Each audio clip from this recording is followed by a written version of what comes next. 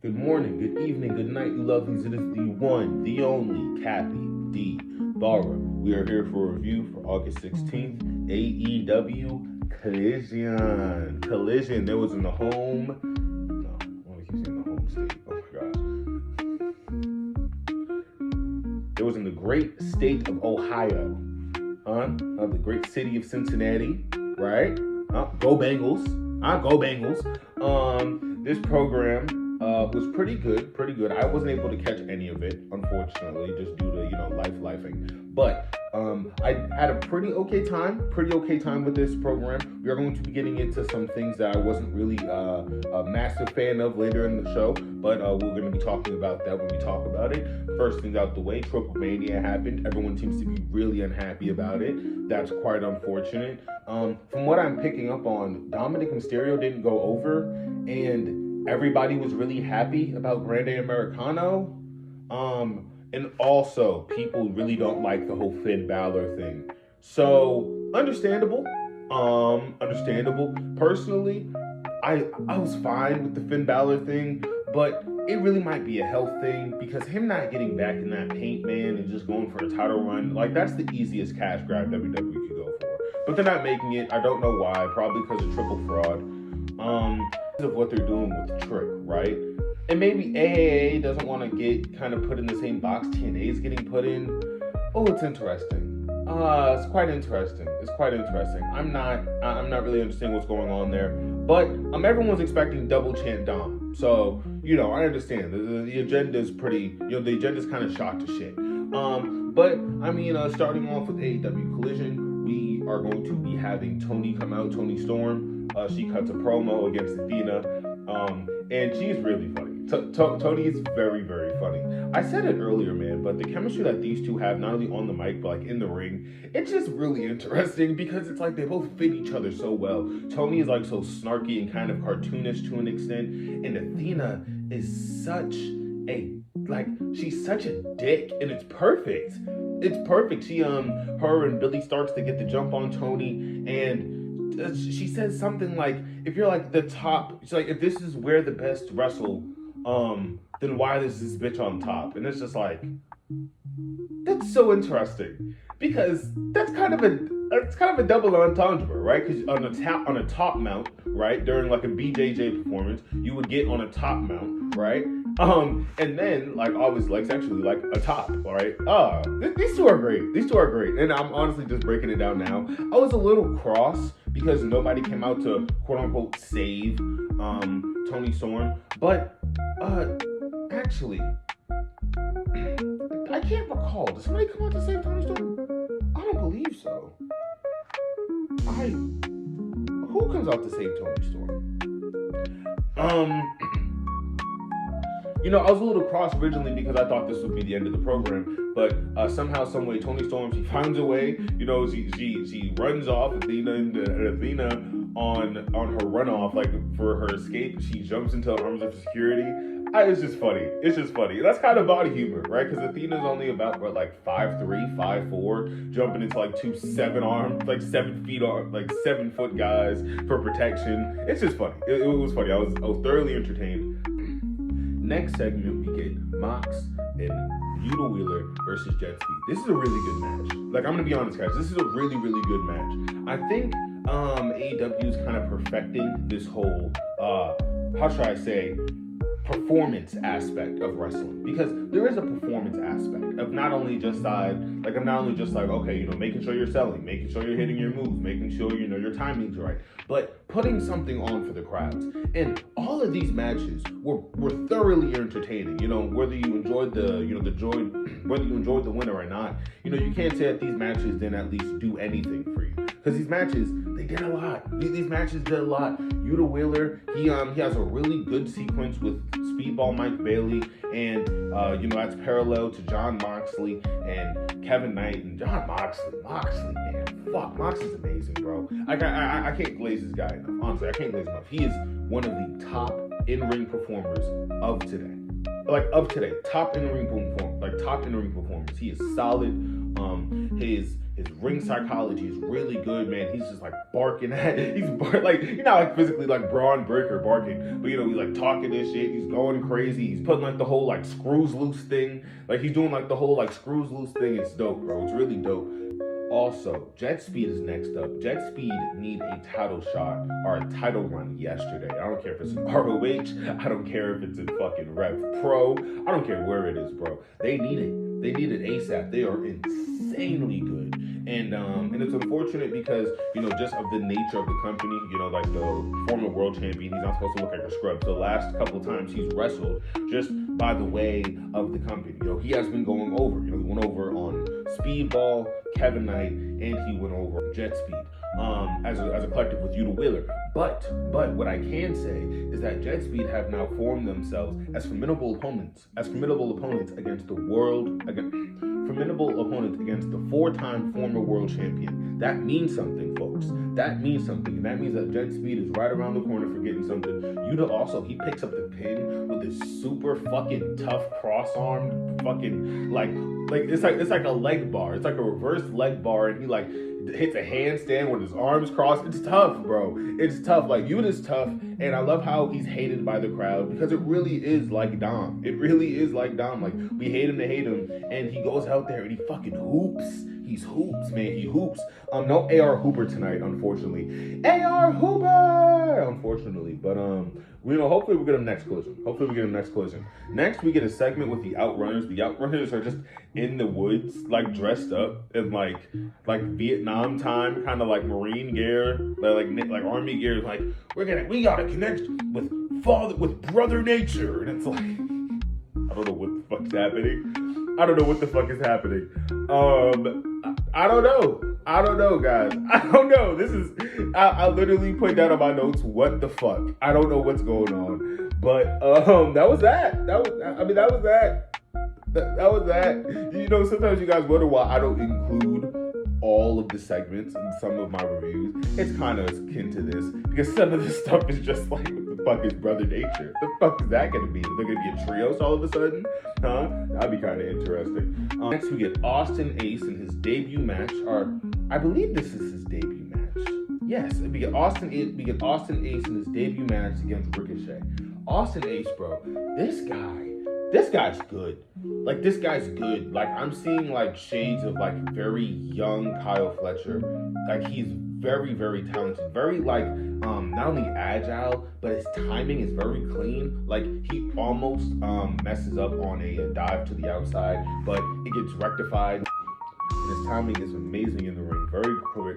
And his timing is amazing in the ring, very crisp, very clean work. Him going up against Ricochet also was like an amazing pairing. If these two have a rivalry, bro, I'm not gonna lie. Like, it mind you, we kind of already seen the match, but I don't know how they're gonna fucking expand this beyond its like ventures, like maybe like a best of 3, right? But these two have really good chemistry, like to a scary amount, like to the point I assume that these two have worked countless times before, and if they haven't, then we are watching something generational with this Austin Ace guy, bro. Honestly, it's W gear. Ricochet needs a title run. Also, like Ricochet is doing really great fucking character work right now. He is with the Gates of Agony. I kind of feel like they're kind of stifling him. There's even a moment where they're coming down to the ring, and Ricochet is kind of like, I couldn't tell exactly by the editing if he was waving them off or kind of beckoning them over. But it seemed for a second like he was like, hey, I got it. Like, leave. Like, why are you guys here? And that's interesting because, you know, he was originally, the whole story was he was looking for a team for like protection in this, you know, landscape of trios and tag teams. And now it kind of seems like, in no bullshit, he's elevated above that. Like, I want to keep seeing Ricochet go up against the likes of, you know, Konosuke Takeshita, Will Ospreay, Kenny Omega. I feel like that's his domain. You know, not even as just a New Japan guy, but it's also on a technical level. Like, I don't know where we're really gonna go with this tag division thing. I mean, I'm not uninterested. You know, I'm a little wary of it. I guess you could say. They have Austin Ace lose his first match.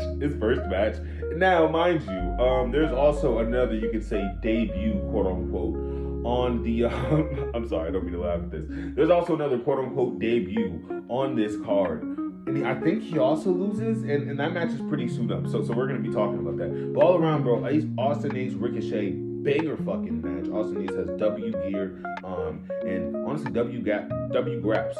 W graps. If he goes up against another high flyer, like I don't even know, like a fucking like Bandino, whoo, bad match. The Hurt Syndicate have a segment backstage where MVP looks like the happiest man alive. MVP is doing some of his best work, maybe of his entire career. Like right up there with his double title run that he was doing from like 06 to like 07. Dope, bro. Super, super dope.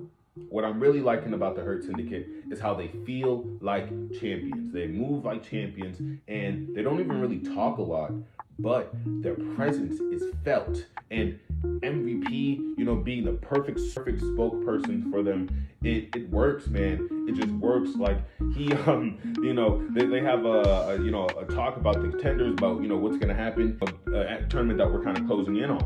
And MVP says, it doesn't matter who wins. Like, we'll have the pleasure of learning of what we do best in our line of profession, and that's hurting people. Like, it's just, he's great, bro. MVP is great. And wholeheartedly, I think the Hurt Syndicate are probably going to hold on to the championship for at least another 2 months. At least for another 2 pay-per-view seasons. Minimum another 2 pay-per-view seasons. There's possible that MJF might try to screw over them, but I don't know if that might work. Honestly, Tony Khan's a madman, bro. Tony Khan is a fucking madman. So we can see where that goes. Also, MVP, he calls us idiots. He says all the idiots online, with their little theories about the Hurt Syndicate. Hey, MVP. Hey, MVP, I'm an idiot online. No, but it was really good, man. Really, really good segment. Really, really good segment. Next, we get the Fatal 4-Way between Chris Statlander and the 3 in-betweens. Unfortunately, I did not grab these ladies' names, but this is a really good fucking match. Like, really solid match.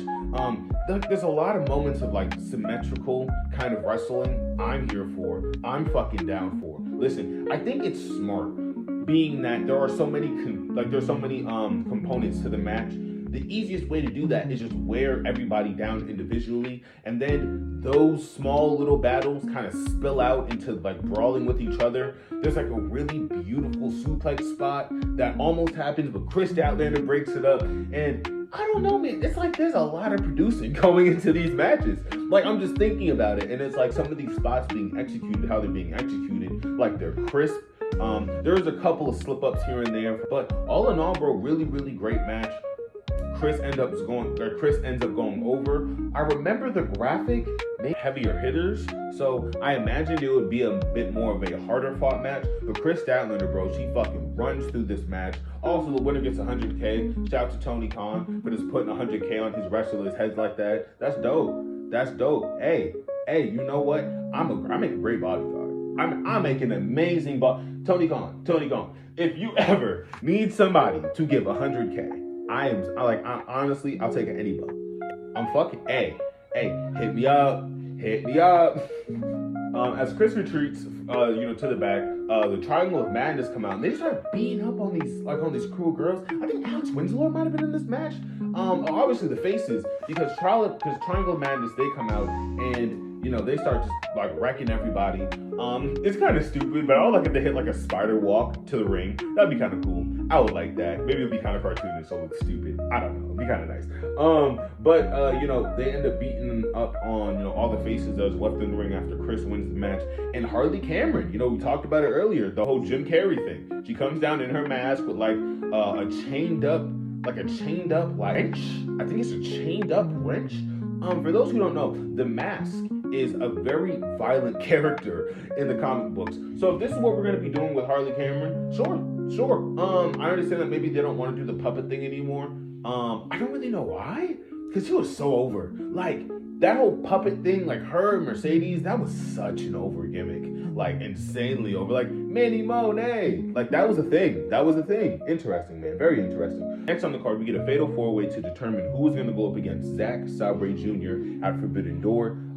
Zack Sabre Jr. just lost his G1 climax to Konosuke Takeshita. Congratulations to you, my GOAT, my king. Congratulations on your G1 climax win. There's a Fatal 4-Way between Lee Moriarty, Hechicero, Nigel McGuinness, and Daniel Garcia. I'm going to tell everybody right now, this match is maybe the best match of the night. I'm not even fucking kidding. It is maybe the best match of the night.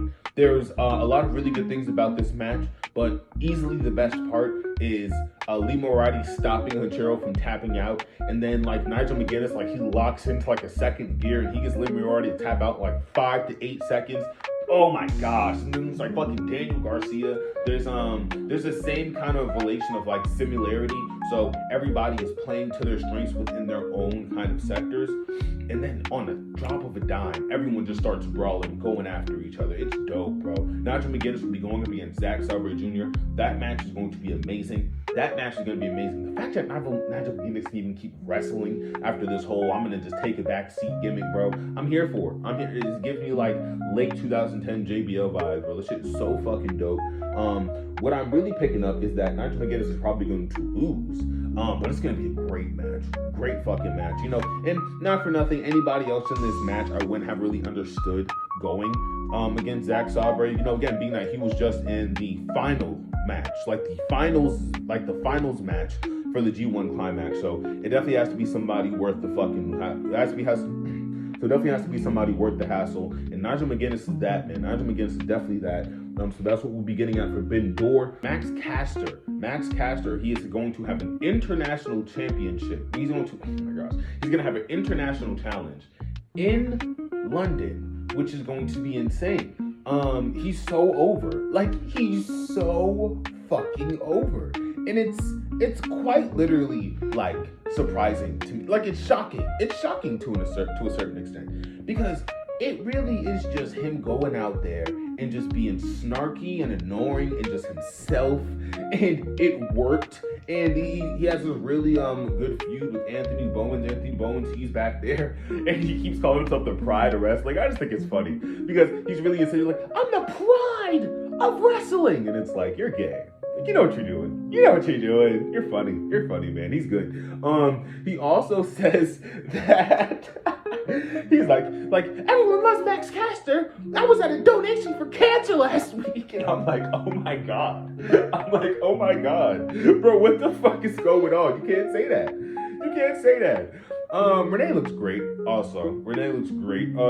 She ends up this segment by trying to kind of ward off Anthony Bowens' crashing. I was like, everyone wants to just clap for Max Caster. Everyone loves Max Caster so much. And then he's like, I don't even want to clap, Renee. Renee's like, I don't want to clap. I'm just doing an interview. He walks away and she starts clapping along with the crowd. That was nice. That was pretty nice. I'm really fucking with what they're doing with Max Caster here, man. And maybe not even a title shot, bro. But honestly, just have him go on just like a fucking winning streak. Have him just go on like a string of luck winning streak, bro. Because I'm fucking down for it. I'm so serious, bro. Max Caster, he is putting on really amazing character work right now. And I think other wrestlers could stop, listen, and take a couple of notes down from the boy. We get Juice Robinson versus Brian Keith. Juice is fucking hooping, bro. Juice is hooping. Juice is literally performing like he might not be wrestling in 5 years. And I like that. Like, he hungry. He wrestling like he fucking hungry, bro. He's going out there. He's hitting all types of clotheslines. He has a really solid grappling. How do I put this? His footing when he hits his grappling, it's really solid, and it's really he performs his moves firmly, so it really feels like his opponents are taking like the full brunt of the attack. I really appreciate the full brunt of the attack. Everything he's doing on that front is really amazing. I have a note down. This is teams helping teams. Big Bill, he's 7 feet tall. The process of the run-ins, they feel proper. Like, Bill Gunn tries to make an interference, Austin Gunn, he shows up, and also I'm blanking on Austin Gunn's brother, but his brother's cutout and Jay White's cutout, they're just so funny. They're fun. It's like every time Juice Robinson gets one of those, they get bigger and bigger. I love it, bro. I'm honestly it's entertaining, bro. It's entertaining. It's really small things that just make for a solid show overall. Easy dub, by the way. Juice Robinson, he picks up the victory. We love to see that. Brian Keith, obviously, he is doing this amazing kind of like losing streak kind of thing. But honestly, bro, it fits. It fits because he is kind of in the heel loser, kind of jobber category. And that's not a bad place to be, especially with AEW. Niggas head down 100K. Niggas out here at 100K. Listen, one of these days, Brian Keith is going to get paid for losing one of these matches. Hey, he already is. Let's talk about it. Hey, man, it's a good match. Really, really good match. Last match of the night, we get Paragon versus Christian Lee and... We get Paragon versus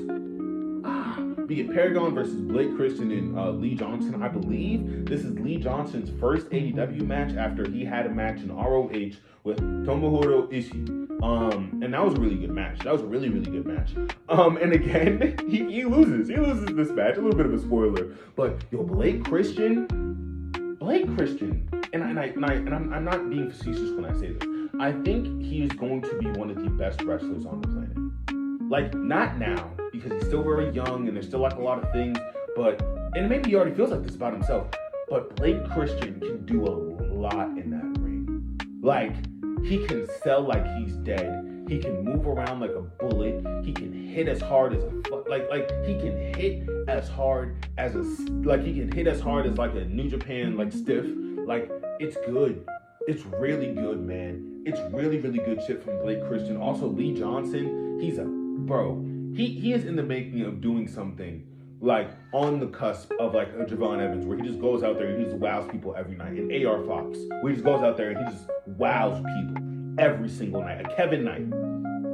Really, really great performances from everybody all around. Also, you can't forget Roderick Strong and I hate to blank on his name, the other half of Paragon. This is such an easy answer.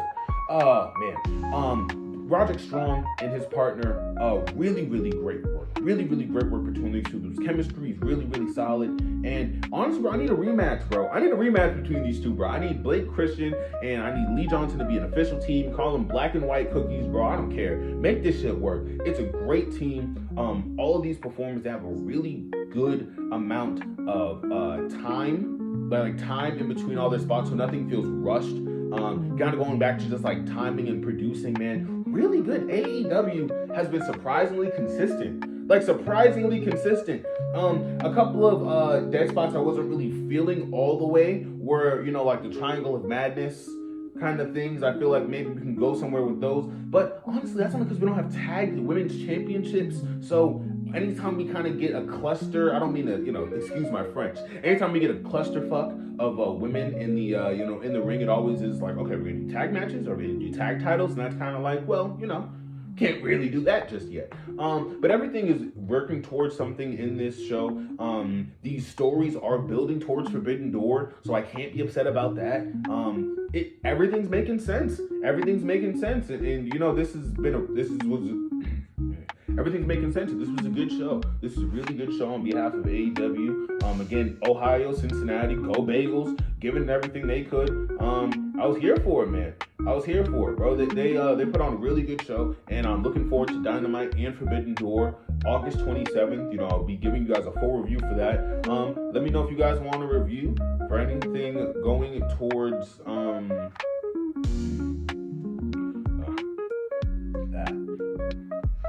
Yes, this has been AEW Collision. This has been my AEW. This has been my Collision review, August 16th, 2025. 2025. You guys stay tuned and stay beautiful. Peace, y'all.